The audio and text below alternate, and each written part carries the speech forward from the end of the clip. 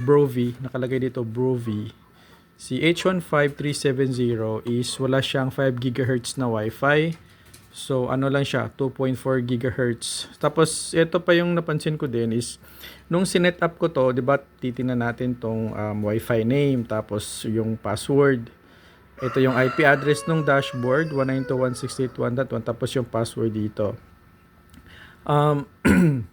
Napansin ko, kahit anong login ko dito sa dashboard niya, ayaw gumana dito, ng password. Nakailang reset ako, ayaw gumana talaga nung dashboard. Okay, nakaka-connect ako dito.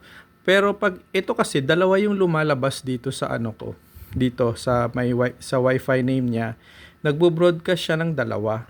So meron siyang dito 641BC Wi-Fi. And then meron isa is Wi-Fi 2. So baka may naka-experience sa inyo na ganito same case, wala din dun sa loob kung paano ko i-disabled yung isa.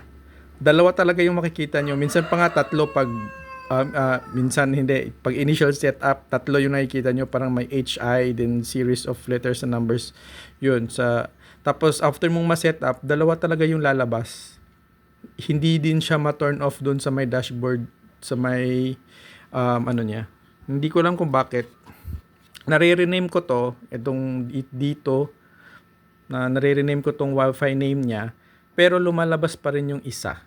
So, mamaya ipapakita ko. So, ayun, meron siyang antenna port dito. Teka lang, kita lang natin na yun. Pag ganyan, isa lang yung antenna niya dito. So, ito lang yung main. Yung parang sa ibang network yata ng PLDT, yung unang labas nila nito, meron yung ano na yun yung H151 yata yun. H151 370, yung may dalawang antena na. Yung naka PLDT. Tapos yung dito din. Tapos ito naman, ito yung downgraded version nila. Pero 5G capable siya. 5G capable. Standalone 5G. Paano ba ito ibalik? Yan. Yung network niya is 5G LTE 4G. Yun. Sa area ko kasi is wala pang 5G sa amin. 4G pa lang. Tsaka 4G plus. Pero ito, again, wala po siyang 4G plus. So pag kinonect mo siya, automatic, it's either 4G lang talaga siya or 5G. Okay, so yung iba ko kasing mga modem 4G plus siya. Pero ito is honest review nito, para siyang weak na version ng ganito ng Brovie, yung parang yung H151, yung may katulad nito sa PLDT. Pero yung model is H151 370 yata. Ito kasi H150.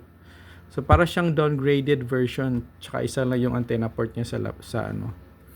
So far okay naman siya, pero again, it's either 4G or 5G lang yung signal. Dito sa akin wala kaming 5G. Tapos yung nakakukuha lang ng signal na to is ng modem na to is band 1.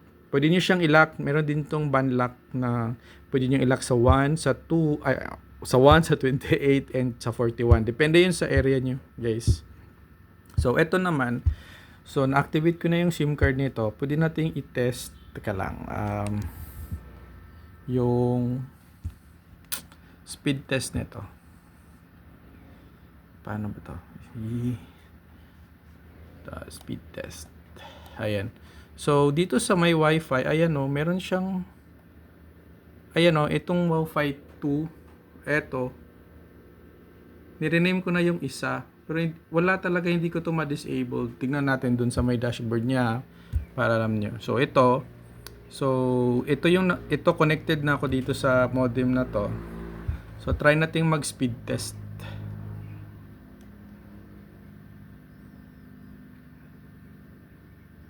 Yan. Sa area ko, yan yung nakukuha niyang speed. Umabot pala siya ng 41. 40, okay.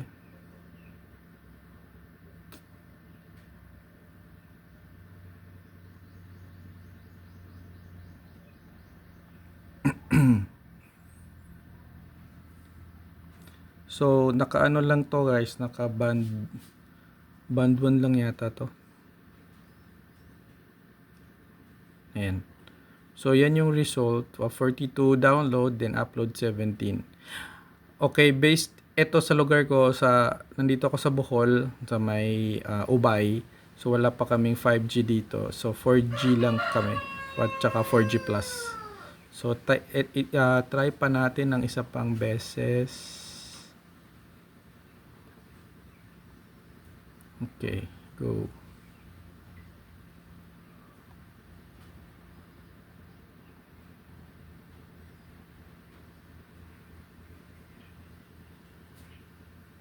Yan yung speed niya. So far, okay na yan sa akin kasi dalawa lang naman kami dito sa bahay, tsaka isang TV, tsaka 5 CCTV. Okay naman siya.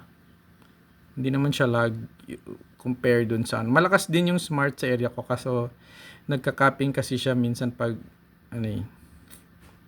Basta may cap yung smart, ang lala. So ito. Yan yung speed test sa modem na to. So, punta tayo sa dashboard niya. 192.168.8.1. So, ito yung sinasabi ko. Tingnan nyo guys ha, 8.1. Pag itong ano na to, pag itong yung browser ko is yung sa may Edge, hindi talaga ako naka-login sa dashboard na. Tingnan natin na. Password ko dito is ano na-change ko na to dito. 2026. Na-change ko na to eh. Yan o. Login. Ay, naka-login na ako. Okay. Basta pag hindi mag-login guys, gamitan nyo ng ibang browser like Google Chrome. Ayan. Ito yung sinasabi ko sa Wi-Fi. Ayan no. So ito yung Wi-Fi name. Pero hindi ko makita tong isa. Promise, weird. Parang siguro software glitch na ito. Hindi ko to makita.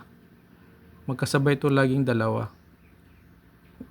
2.4 Hz lang to. Sa guest naman, wala din. Ayan, wala. So, ewan ko, sumasabay talaga siya.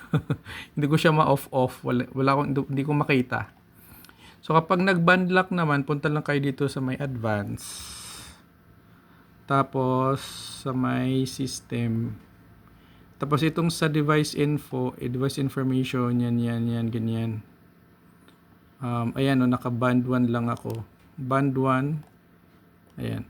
So, dito naman sa may cell info. Yan.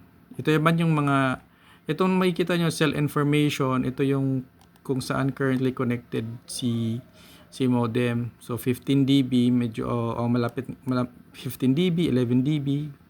Ayan. So, medyo malapit-lapit lang kasi kami sa may Tito Tower.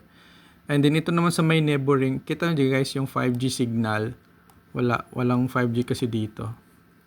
Ito yung sa may neighboring naman cell info. Ito yung mga kumbaga hindi pa to ginamit pero ito hindi pa ginagamit ng modem na band. Pero ito yung nakikita niya. So meron pa akong isa pang band 1 sa lugar ko. So dalawang band 1, isang 28 tsaka isang 41. Makikita niyo yan sa cell mapper. So ito naman yan. So currently connected kasi ako dito sa band 1. Yan. So may dalawang band yung niya. Pag sinabi kasing neighboring, para ito yung ito yung ginamit niya, pero ito pang secondary lang in case mag-fail or in case bumagal yung isa, gagamitin niya tong susunod. If I'm not mistaken. Basta yung ginamit niya dito is yung band 1. So pag nag-band lock naman kayo is dito sa may system settings, tapos dito sa may developer options, tapos login dito. Ayun dito. $92026.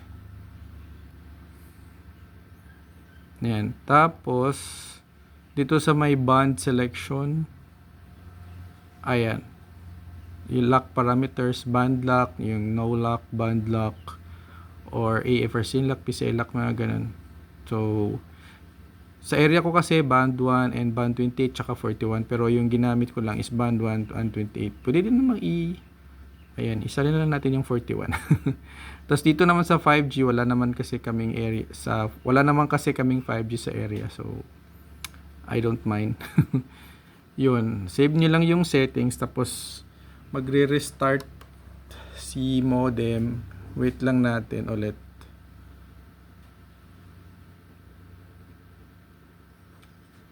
Hintayin nyo lang pa madi-disconnect kayo. Tapos connect lang kayo again. Wait lang natin.